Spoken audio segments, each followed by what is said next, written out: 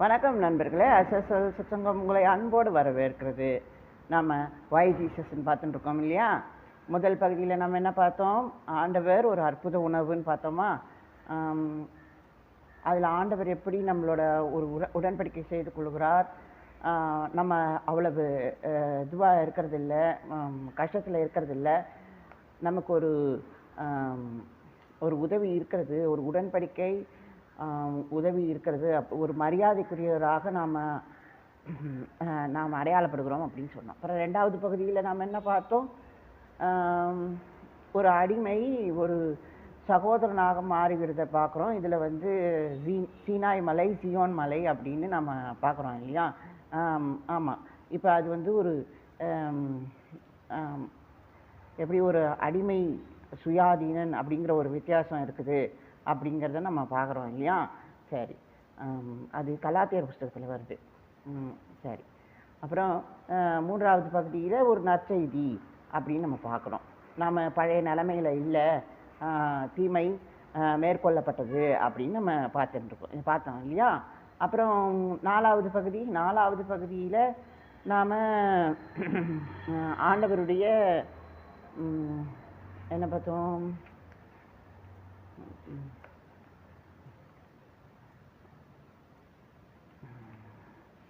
ஆண்டவருடைய வானபலி, அப்புறம் அவரோட என்ன பார்த்தோம், மறந்து போயிருக்கு.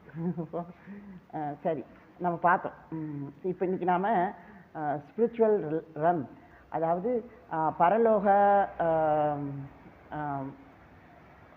பரலோக அதிகாரம், பரலோக கட்டமைப்பு அப்படின்னு நம்ம பார்க்குறோம். ஒரு பரலோகம் எப்படி கட்டமைக்கப்பட்டிருக்கிறது அப்படின்னு நம்ம பார்க்குறோம். ஸோ இப்போ நம்ம எது உதவி?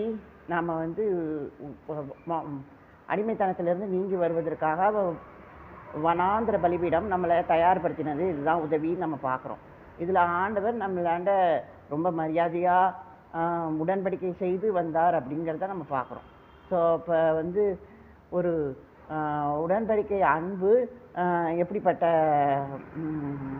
ஒரு சுயாதீனத்தின் அடையாளமாக இருக்கிறது அப்படின்னு நம்ம பார்க்குறோம். ஸோ இப்போ நம்ம அதில் என்ன நம்ம தெரிஞ்சுக்கிறோம்னா, இது தெய்வ தரிசனம் அப்படின்னு பார்க்குறோம். இப்போ நம்ம பரீத் ஹடாஷா பகுதியில் நம்ம அடுத்து வயரை தான் பார்க்க போகிறோம். அதில் நாம் ஆண்டவர் எப்படி ஒரு தரிசன பலன் தருகிறார் அப்படின்னு நம்ம பார்க்குறோம். ஸோ நமக்குள்ளே இருக்கிற அடிமையை நம்ம அனுப்பி வச்சுடணும் அப்படின்னு நம்ம பார்க்குறோம். ஸோ இப்போ நம்ம எதுக்கெல்லாம் அடிமைப்பட்டிருக்கிறோம், நம்ம எதில் ஏமாந்து போயிருக்கிறோம், நம்ம அதை தெரிஞ்சு கொள்ள வேண்டும். ஸோ இப்போ வருவோம், இந்த ஸ்பிரிச்சுவல் ரம், அதாவது பரலோக கட்டமைப்பு அப்படின்னு நம்ம பார்க்குறோம். ஸோ பரலோக கட்டமைப்பில் என்ன இருக்குது, நம்ம அது வெளிப்படுத்துறது தான் பார்ப்போம் இல்லையா? பரலோகத்தில் நாம் எடுத்துக்கொள்ளப்படுகிறோம். பிறகு கட்டமைப்பில் நாம் யாரை பார்க்குறோம்? ஆமாம், எடுத்துக்கொள்ளப்பட்ட பிறகு நம்ம இல்லை, அங்கே எல்லாம் பரமண்டல ஜீவன்கள் தான் இருக்கிறது, நம்மளை காணோம். ஸோ எடுத்துக்கொள்ளப்படுவது நாம் இயேசுவின் இடத்துக்கு போய்விடுகிறோம். ஸோ அதனால் நாம் பெருசாக இந்த ஸ்பிரிச்சுவல் ரம்மில் பாதிக்கப்படுவதில்லை அப்படின்னு நம்ம பார்க்குறோம். ஆனால் ஒரு பாதிப்பு இருக்கிறது, ஒரு ஒரு ஆழமான பதிவு இருக்கிறது, நம்ம அதை சொல்ல முடியாது. ஏன்னா நமக்குள்ள பலிபீடம் நம்மளுடைய அடையாளமாக இருக்கிறது. நாம் அங்கே எங்கே தேடணும்னும் நம்ம கிடைக்க மாட்டோம்.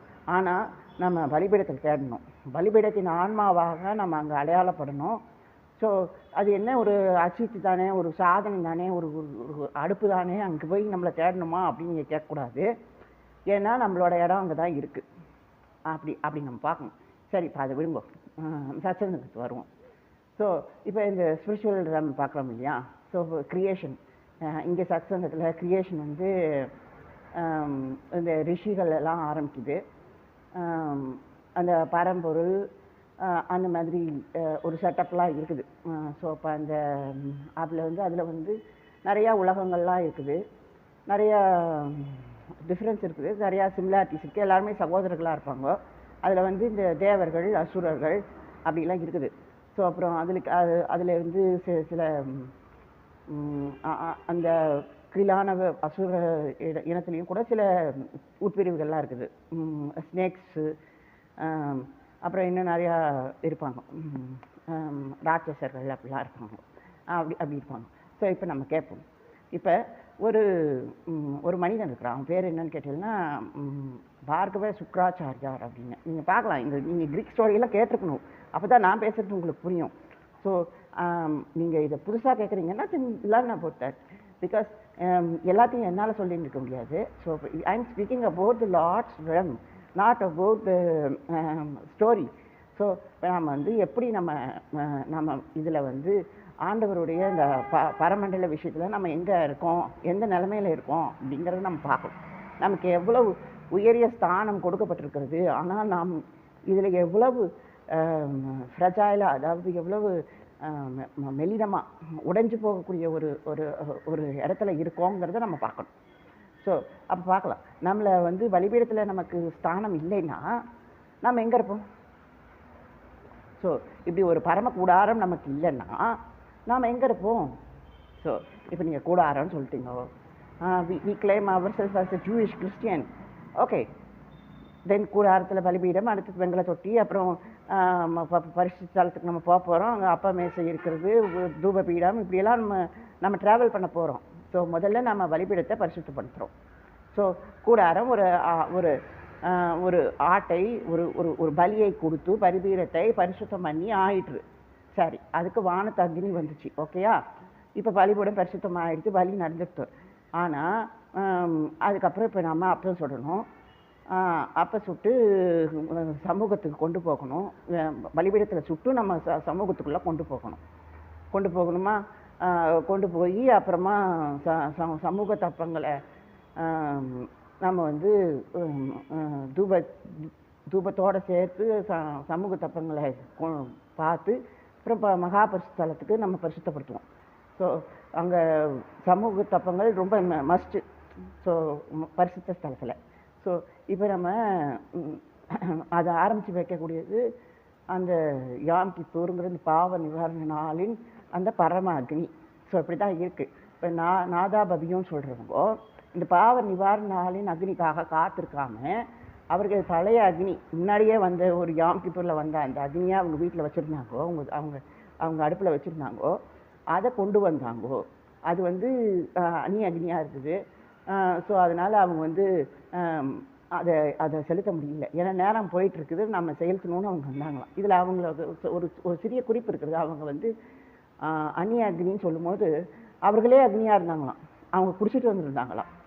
ஸோ அப்போ அவங்க வந்து ஏற்கனவே ஒரு கன்சியூம்டாக இருக்கும்போது அவங்க நெருப்புக்கிட்ட வரும்போது அவங்களே எரிஞ்சு போயிட்டாங்க. ஸோ அந்நிய அக்னிங்கிறது உங்களுக்குள்ளே இருக்குது, நீங்கள் உங்களோட பழக்க வழக்கத்தில் இருக்குது. நீங்கள் ஏதோ ஒரு சப்ஸ்டன்ஸ் அடிமை ஆகிட்டீங்கன்னு வச்சுக்கோங்களேன், அந்நிய அக்னி தான் அது. ஸோ அப்போ நீங்கள் ஆசாரி ஊழியம் செய்யும் போது நெருப்பு தான் வரும். நெருப்புக்கிட்ட போய் எப்படி ஊழியம் பண்ணுவீங்க, நீங்கள் கன்சியூம் ஆகிடுவீங்க. ஸோ இப்போ நம்ம ஸ்பிரிச்சுவல் ட்ரம்னு சொல்லும்போது இப்போ இந்த சத்தங்கத்துக்கு தான் நம்ம பேசிகிட்டு இருக்கோம், டைவர்ட் ஆகிடக்கூடாது. பார்கவ சுக்ராச்சாரியார் அப்படின்னு சொல்கிறவர் வந்து பிருகு பிள்ளைன்னு நினைக்கிறேன், சம்திங். அவர் வந்து தேவர்கள் செக்ட் தான். பட் வந்து அவங்க தாயார் வந்து என்ன பண்ணுறாங்கோ, அசுரர்கள் வந்து தஞ்சம் கேட்குறாங்கோ அவங்க ஆசிரமத்தில், அவங்க கொடுத்துட்றாங்க. ஸோ அந்த தாயார் ரொம்ப நல்ல தாயார். அவன் தாய்க்காக அவன் ரிவெஞ்ச் பண்ணுறான். அவங்க தாயாரை வந்து ஒரு டைட்டி, ஒரு தேவத்தை வந்து கொலை பண்ணுறது, அதாவது கொலை பண்ணுறதுங்கிறது இல்லை, இந்த மாதிரியான ஒரு ஒரு திட்டு பசங்களை கொண்டு வந்து நீ ஆதரிச்சாங்கன்னு சொல்லிட்டு அவர் வந்து அவங்களோட உயரிய ஸ்தானத்தை அவர் வந்து பறித்து கொண்டார் அப்படிங்கிற மாதிரி வரும். நீ எப்படி செய்யலான்னு இந்த சுக்ராச்சாரியார் இந்த மனிதன் அவங்க மேலே தேவதைக்கு மேலே கோபம் கொண்டு அசுரர்கள்லாம் கிரியேட் பண்ணுறதா சொல்கிறாங்க. அவர் எப்பயுமே ஒரு அக்னியோடு இருப்பார், எப்பயுமே நெருப்போடு இருப்பார். ஏன்னா அது அவங்க அப்பா கிட்டேருந்து அவன் வாங்கிட்டு வந்தான், அது நல்ல அக்னி தான். ஆனால் அதை அணையாமல் அதை அவன் அக்னியாக மாற்றிட்டான், தீய விஷயங்களுக்கு பயன்படுத்தி அவன் அக்னியாக மாற்றின்னு இருக்கான். ஸோ இப்போ அவன் என்ன செஞ்சாலும் அது வந்து ஏதோ ஒரு சுயநலத்துக்காகவும் ஏதோ ஒரு கட்டமைப்பு யாரோ ஒரு குரூப்புக்காகவே அவன் செஞ்சுன்னு இருக்கிறான். அதில் அவன் பாதிக்கப்பட்டதாகவும் அதில் ஒரு ரிவெஞ்ச் இருக்கிறதாகவும் அவன் திருப்பி திருப்பி அதை நம்புகிறான். ஆமாம், நான் அதை நம்புகிறேன். நீங்கள் பார்க்கலாம், ஒரு ஒரு காரியம்னு இருக்கும்போது நம்ம ஒரு ஒரு ஒரு ஆதரவுன்னு நம்ம தரோம். யாருக்கு தரோம்? நல்லவங்களுக்கா கெட்டவங்களுக்கா? நம்மளோட பின்னணியம் என்ன? கொலைகாரர்களுக்கு ஆதரவு தருவோமா? சொல்லுங்கள். இப்போ நம்ம சொல்கிறோம் இல்லையா, ஆண்டவர் என்னை சந்தித்தார், நான் ரவுடியாக இருந்தப்போ என்னை சந்தித்தார், என்னை கொண்டு வந்தார், நான் இப்போ வந்து ஆண்டவரின் சேவையில் இருக்கிறேன். சரி, சந்தோஷம். ஆனால் நீங்கள் வந்து ஒரு ஒரு என்ன சொல்கிறது, என்ன சொல்கிறது, ஒரு ஆசிரமத்தின் கட்டமைப்பில் நீங்கள் வர முடியாது. அதை நீங்கள் புரிஞ்சுக்கணும், அதை நீங்கள் எடுத்துக்கணும்.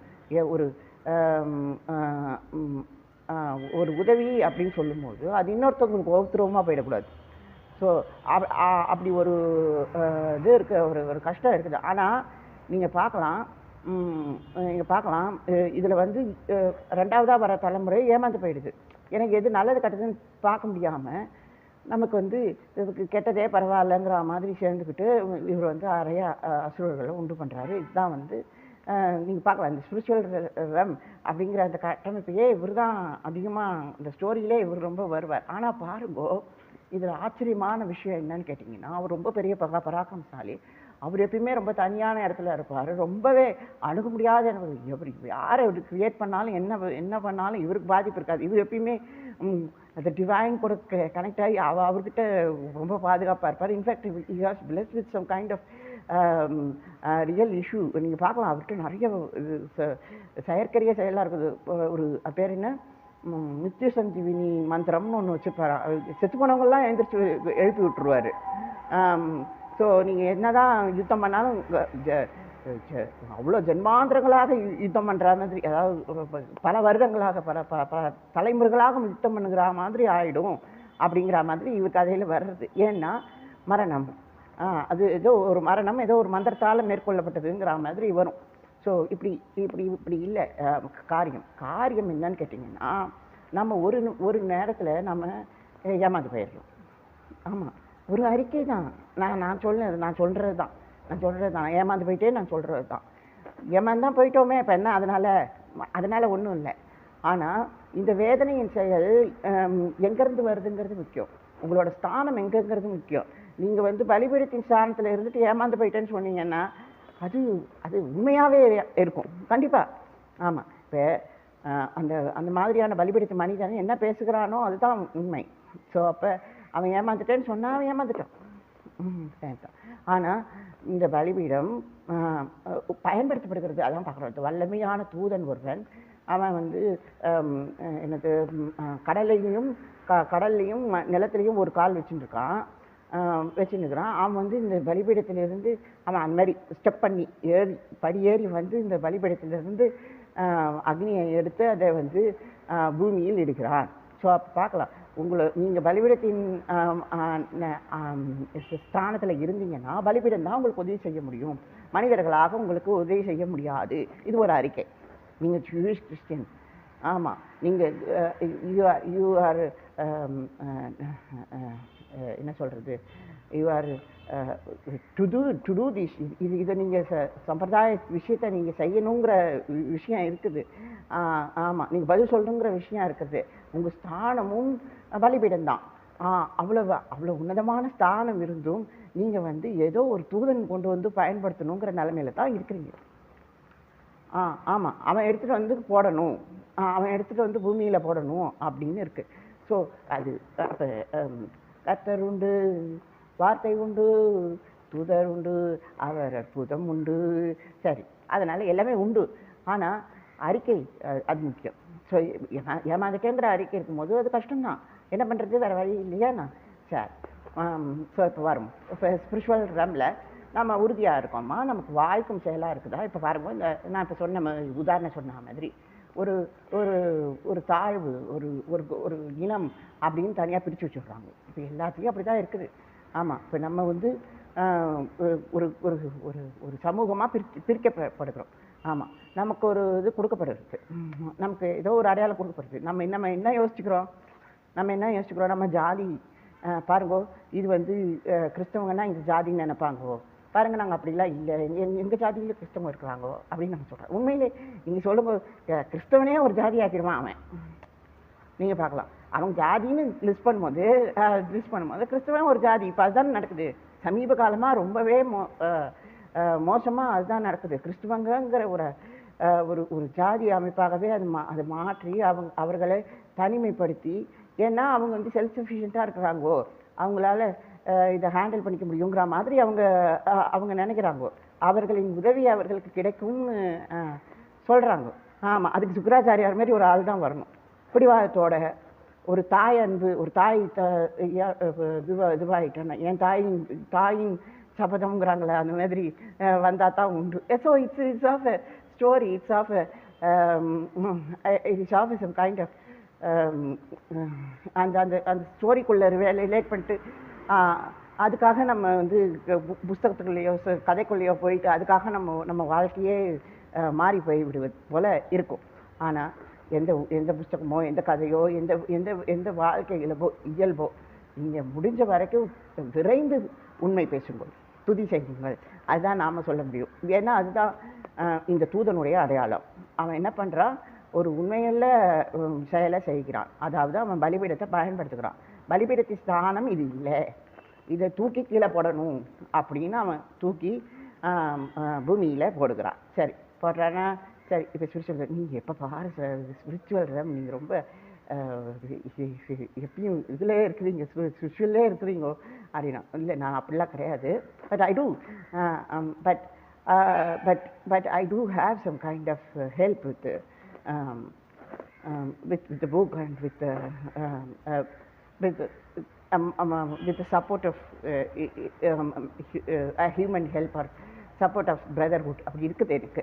ஆமாம், நான் இது அனுசரித்து இதை சக்தி தான் நான் வந்து உங்கள்கிட்ட பேசிகிட்டு இருக்கேன். சரி, இப்போ நம்ம வருவோம். இப்போ ஸ்பிரிச்சுவல் ரேமில் வேறு என்ன சொல்லணும், நீங்கள் வேறு என்ன சொல்லணும்னா, இப்போ நம்ம எல்லாமே பார்த்தோம் இல்லையா, ஆண்டவருடைய அரியணை, அதில் வந்து ஒரு பரிந்துரை அப்படிலாம் நம்ம பார்த்தோம். ஸோ அப்போ அந்த பரிந்துரை என்ன சொல்லுகிறது, பரிந்துரை நம்ம வந்து ஒரு கன்சிடரபிள் மேன், இவன் வந்து இந்த அடையாளத்தை பெற்றிருக்கிறான், இவன் இதை சேர்ந்தவன் அப்படின்னு அது பரிந்துரை செய்கிறது. ஸோ யார் செய்கிறா, சுக்கராச்சாரியாரா இல்லை அடிமையா? இல்லை, இது வந்து பிரதான ஆசாரியனாகிய இயேசுநாதர் செய்கிறார், வேறு யாராலும் இதை செய்ய முடியாது. ஸோ நமக்காக ஆண்டவர் பரிந்து பேசுகிறார், நமக்காக ஆண்டவர் கெச்சபனே ஜெபத்தை போல் ஜெபம் பண்ணுகிறார், கேட்கிறார், அதனால் நமக்கு அது வாய்க்குது அப்படிங்கிறத நம்ம தெரிஞ்சுக்கிறோம். இப்போ coming to the issue, like Jesus is அவர் சொல்வது இன்ட்ரஸர், அதாவது பரிந்துரை செய்பவர் அப்படின்னு நம்ம பார்க்கணும். ஸோ அப்போ ஆண்டவர் ஒரு அருமையான பரிந்துரையை வைத்திருக்கிறார். அது என்னன்னு கேட்டிங்கன்னா, நீங்கள் இந்த ஸ்பிரிச்சுவல் ரம் ஒரு தெய்வீக கட்டமைப்பில் உங்களுக்கு ஒரு ஸ்தானம் இருக்கிறது, நீங்கள் இங்கே சேர முடியும், நீங்கள் இங்கே இடம் பெற்றிருக்கிறீர்கள், நீங்கள் இதை அனுசரிக்க முடியும், இதுக்கு உங்களுக்கு ஒரு தூதன் உதவுவான், உங்களுக்கு ஒரு எலியாவை போல் ஒரு ஒரு ஒரு ஒரு கேட்கப்படும் செயல் இருக்கும். அப்போ நீங்கள் பாருங்கள், சமாரியாவில் எலியா இருக்கான். எலியா சொன்னான், இந்த மாதிரி 3.5 வருஷம் நான் சொல்கிற வரைக்கும் மழை வராதுன்னு சொன்னான். ஸோ அவன் சொன்னான், அதுக்கப்புறம் மழை தானே வரணும், ஏன் அக்னி வருது? அதுதான் எலியா. நீங்கள் பார்க்கணும், எலியா லேவியனா எனக்கு நமக்கு தெரியாது, ஆனால் அவன் வந்து ஆசாரியனா அதுவும் நமக்கு தெரியாது. ஆனால் எலியா ஒரு தீர்க்கதரிசி. ஆமாம், அவன் வந்து இந்த மாதிரி ஆண்டவரே கேட்டருளும் அப்படின்னு கேட்குறான். சரி, இப்போ ஆண்டவரே கேட்டருளும் சொன்னான். அவன் எப்படி கேட்டான்? அது என்ன எருசலேமோட அக்னியா, மகாபரிசுத்த, அதாவது என்ன சொல்கிறது, பாவ நிவாரண நாளின் அக்னியா? இல்லை, நமக்கு தெரியாது. ஆனால் அவன் பயன்படுத்தினது ஆண்டவரின் அக்னி, ஏசப்பாவோட அக்னி. நீங்கள் அதை பார்க்கணும், மனுஷகுமாரனின் அக்னி, அதாவது அந்த பரிந்துரை செயலின் அந்த அந்த வாக்குத்தத்தத்தின் அக்னி, உடன்படிக்கையின் அக்னி. நீங்கள் அதை பார்க்கணும். உடன்படிக்கையே கூடாரம், உடன்படிக்கையே பலிபீடம், உடன்படிக்கையே அக்னி, உடன்படிக்கையே அதன் பலி, ஜீவன், எல்லாமே உடன்படிக்கை தான். அந்த உடன்படிக்கை என்ன சொல்லுது? இதை செய், இதை செய்யாதே. ஆமாம், நீ நன்மை செய், தீமை செய்யாதே, பொய்யான இடாதே, என்ன சொல்கிறது, மற்றவங்க பொருளுக்கு ஆசைப்படாதே, என்னை தவிர உனக்கு தேவர்கள் வேண்டாம் அப்படி சொல்ற விபச்சாரம் செய்ய இப்படியெல்லாம் எழுதியிருக்குது. இதுதான் இது வந்து கட்டளை நீங்கள் பின்பற்றும் பொழுது அது உடன்படிக்கையாக இருக்கும். ஸோ இப்படியெல்லாம் செய்கிறவனுக்கு உடன்படிக்கை இருக்கும். என்ன சின்ன உடன்படிக்கை ஜீவ விருட்சத்தின் கனி கிடைக்கும், நீ பலிபீடத்தின் ஆன்மாவாக இருப்பாய். ஸோ அப்படிலாம் நமக்கு வாக்கு இருக்குது. இதெல்லாம் முக்கியமாக இதெல்லாம் தேவையா? இதெல்லாம் இப்போ ஸ்பிரிச்சுவல் ரம்ல என்ன நமக்கு ட்ரபிள் இருக்கிறது நீங்கள் அதை யோசிச்சு பார்க்கணும். அதாவது ஒரு ரிஷிபுத்திரன்கிற மாதிரி ஒரு ஹை பிளேஸில் இருக்கிறவங்களுக்கு, அதாவது ஜாதி வித்தியாசம் இது இன மத வித்தியாசம் இல்லாமல் கூட நமக்கு இப்படி ஒரு ஸ்பிரிச்சுவல் ஐஸ், அதாவது ஒரு ஒரு கட்டமைப்பின் அறிவு இருக்கும்போது நம்ம இதுக்காக போராடுவோம், இங்கே வந்து உட்காந்துருப்போம் அப்படிங்கிறது தான் இந்த சுக்கராச்சாரியார் மாதிரியான ஆட்கள்லேருந்து நம்ம தெரிஞ்சுக்கிறது, கதையிலேருந்து நம்ம தெரிஞ்சுக்கிறது. ஆனால் அது அப்படி இல்லை. நீங்கள் உண்மையின் செயலில் இருக்கணும். நீங்கள் வந்து இயேசுவின் சகோதரனாக இயேசுவின் அடையாளத்தோடு இருக்கணும். அதுதான் முக்கியம். ஸோ இப்போ நம்ம என்ன சொல்கிறோம், இது ஒரு என்ன சொல்கிறது, ஸ்பிரிச்சுவல் ரம் அப்படி சொல்கிற இந்த நேரத்தில் கூட நம்ம வந்து அங்கேயும் இவ்வளோ பிரச்சனை இருந்திருக்கு பாருங்கிற ஒரு உதாரணத்துக்காக ஆமாம் நான் உங்களுக்கு இதை சொல்லி கொண்டு இருக்கிறேன். ஸோ அப்போ நீங்கள் பார்க்கலாம், அப்போ அவங்களோட கட்டமைப்பே தோல்வி அடைக்குது. ஆமாம், ஒரு அசுரன் எந்திரிச்சு வரான் நம்ம சம்பிரதாயத்தில், நம்ம செய்கிற நல்ல காரியத்தில் இருந்து. ஸோ ஒரு கஷ்டம் இருக்குது. ஆமாம், அதாவது ஒரு மனம் இன்னொரு மனதை இது பண்ணுறது, ஆளை நினைக்கிறது, பயன்படுத்த நினைக்கிறது. ஸோ அதனால் இப்போ நம்ம வந்து எல்லாமே மனம்னு சொல்லும்போது, அதாவது ஸ்பிரிட்னு சொல்லும்போது, so spiritual struggle to happen, ஆவிக்குரிய போராட்டமாக மாறிவிடும். ஆனால் ஆவிக்குரிய போராட்டம் இருக்கிறதா? நிஜமாக இருக்குதா? ஆவி அப்படி போராடக்கூடியதா? இல்லை, ஏன் ஆவி அப்படிலாம் அவங்க கூட போராடுறதுன்னு ஆண்டவரே சொல்லியிருக்கார். ஸோ அப்படி இருக்கும்போது நமக்குள்ள அந்த ஸ்தானத்தின் செயலில், அந்த உதவியின் செயலில் ஒரு சகோதர அன்பு பரிந்துரைங்கிற இயேசுவின் வாக்கு தத்துவத்தில் தான் நாம் இருக்கணுமா தவிர, இப்போ ஸ்பிரிச்சுவல் ரம்னு நான் பேசுகிறதுக்கு என்ன அர்த்தம்னு கேட்டிங்கன்னா, இதில் ஒரு பெரிய கூடாரத்தின் கட்டமைப்பு இருக்கிறது. ஸோ அப்போ அதெல்லாம் தான் ஸ்பிரிச்சுவல் ரம். ஆண்டவர் வச்சுருக்கிற இந்த மெனாரா குத்து விளக்கு, இந்த வெங்கல தொட்டி, இந்த அப்ப மேசை, பலிபீடம், இதெல்லாம் தான் ஸ்பிரிச்சுவல் ரம். ஸோ அது ஒரு தங்க மாளிகை, உங்களுக்காக அது ஏற்படுத்தப்பட்டது, நீங்கள் ஜீவனை பெறும்படியாக. சரி, அப்புறம் நான் என்ன சொல்ல வந்தேன்? ஆமாம், இப்போ நீங்கள் பார்க்கலாம் ஒவ்வொருத்தருக்கும் ஒரு இப்போ நாதாபபியும் ஒரு அக்னி எடுத்துருந்தாங்களா, உங்கள் வீட்டில் கூட ஒன்று இருக்கலாம். ஆனால் நீங்கள் அதை எப்படி பயன்படுத்துகிறீங்கிறது முக்கியம், எங்கே பயன்படுத்துகிறீங்கிறது முக்கியம். ஸோ அதில் ஒரு மாற்றம் வரணும். வருடம் வந்து விட்டது, இந்த வருடத்துக்கான நாள் வந்து விட்டது. இப்போ வந்து புது அக்னி வரும். இப்போ நீ அந்த பழைய அக்னியை அதை அணைச்சிடக்கூடாது. ஆனால் அந்த புதிய அக்னியோடு அதை சேர்த்துக்கொள்ளணும். நீங்கள் அதை பயன்படுத்தணும். இப்போ அடுப்புக்குன்னு இருக்கிற சமையலுக்குன்னு இருக்கிற அக்னி சமையல் அக்னி தான். ஆமாம், அது மகாபரிசுத்த நாள் பாவ நிவாரண நாளின் அக்னியாகவே இருந்துட்டு போட்டோம். ஆனால் சமையலுக்குன்னு வந்துட்டால் சமையல் அக்னி தான். அதை கொண்டு வந்து நீங்கள் இதில் சேர்க்க முடியாது, இந்த பலிபீடத்தின் அக்னியில் சேர்க்க முடியாது. ஆனால் அதை பலிபீடத்திலேருந்து எடுத்துகிட்டு போய் நீங்கள் சமயக்கட்டில் வச்சுக்கலாம். ஸோ அப்படி இருக்கும்போது, ஸோ நமக்குள்ளே வீடுக்கு வீடு ஒரு பரிசுத்த அக்னி இருக்கிறது, நான் இல்லைன்னு சொல்லலை. அதை நீங்கள் பயன்படுத்தணும், உண்மை. அப்போ நீங்கள் வந்து இந்த இப்போ நான் சொன்னேன் உதாரணம், அதுமாரி இந்த அதாவது என்ன சொல்கிறது, அதாவது தன்னுடைய இடத்த மாற்றி இவங்களுக்காக, ஆமாம், பாதிக்கப்பட்டவர்களுக்காக போராடுற இந்த சுக்கராச்சாரியார் மாதிரி இப்படி நீங்கள் வழிமாறி வருவதன் செயல் என்னன்னு கேட்டிங்கன்னா, ஆமாம், உங்களுடைய நீங்கள் அப்போ என்ன எடுத்துன்னு வர முடியும்? ஏன்னா உங்களுக்கு பரிசுத்த அக்னியே கொடுக்க மாட்டாங்க, உங்கள் அடுப்பில் இருக்கிற அக்னியை தான் நீங்கள் எடுத்துன்னு வரணும். ஸோ அந்த அந்த அந்த இது அந்த என்ன சொல்கிறது, அந்த டெர்மினேஷன், நீங்கள் துண்டிக்கப்பட்டதின் செயல் இல்லாதபடிக்கு நீங்கள் பாருங்கள், எலியா கேட்குறான், அவனுக்கு கிடைக்குது. ஆமாம், அவன் என்ன சொல்லுங்க. ஆமாம், அவன் எசபேலுக்கும் ஆகாபு ராஜாவுக்குமா அவன் போட்டி போட்டுட்ருக்கான்? இல்லை, அவன் பரிந்துரையை அவன் தன் ஸ்தானத்தை பயன்படுத்துகிறான். நீங்கள் பார்க்கலாம், தீர்க்கதரிசிலாம் என்ன அப்படி என்ன இதுவாக இருந்துட்டாங்க, யாரெல்லாம் அவங்க சேர்ந்துக்கிட்டு இருக்காங்க, யார் கூடலாம் அவங்க பேசிக்கிட்டு இருக்காங்கோ இருக்கலாம். எலிசா அபிஷேகம் பண்ணுறான். ஆனால் அதில் ஏதாவது நன்மை இருக்குதா? இருக்கோ இல்லையோ நம்ம இந்த இந்த இதுக்கு வந்துட்டோம். ஆமாம். ஸோ அதனால் நம்ம அதை செய்ய வேண்டியது நம்ம கடமை. தேசத்தின் அடையாளத்தில் நம்ம வந்துட்டோம், அக்னியின் அடையாளத்தில் வந்துட்டோம், அபிஷேகம் தைலத்தின் அடையாளத்தில் வந்துட்டோம். நம்ம கொண்டு போய் கொடுக்கணும், அது நடக்கணும். ஸோ அப்படி ஏன்னா அது ஒரு பெரிய பகுதி. அவன் அபிஷேகப்பட்டவன் அவன் நம்புறான் பாருங்க, எலிசா செய்துட்டதுனால. அது எலியாவின் பரம்பரையில் வர்ற மாதிரி. ஸோ அவன் நம்புறான் பாருங்க. அந்த மாதிரி சரி. இப்போ இப்போ இப்போ இப்போ நமக்கு நமக்கு மத்தியில் எரிந்து கொண்டு இருக்கிற அந்த அக்னி என்ன மாதிரியான, அதாவது என்ன என்ன சொல்கிறாங்க பவுல், என்ன சொல்கிறாரு, என்ன சொல்கிறது, வெந்து போகிறத காட்டிலும் விவேகம் பண்ணுவது நலம்னு சொல்கிறாரா? அது மாதிரி. ஸோ நீங்கள் வந்து இந்த இந்த இந்த ஸ்பிரிச்சுவல் ரம் அப்படின்னு சொல்கிற இந்த பரம பலிபீடத்தின் அக்னியை பெற்றுக்கொள்ளும்போது அங்கே நீங்கள் வெந்து போக மாட்டீங்க. அங்கே உயரிய ஸ்தானத்தில் உங்களுக்கு ஒரு சந்தோஷம், சமாதானம் இருக்கும். ஸ்பிரிச்சுவல் ரம். அதான் சத்சங்கம். நன்றி நண்பர்களே.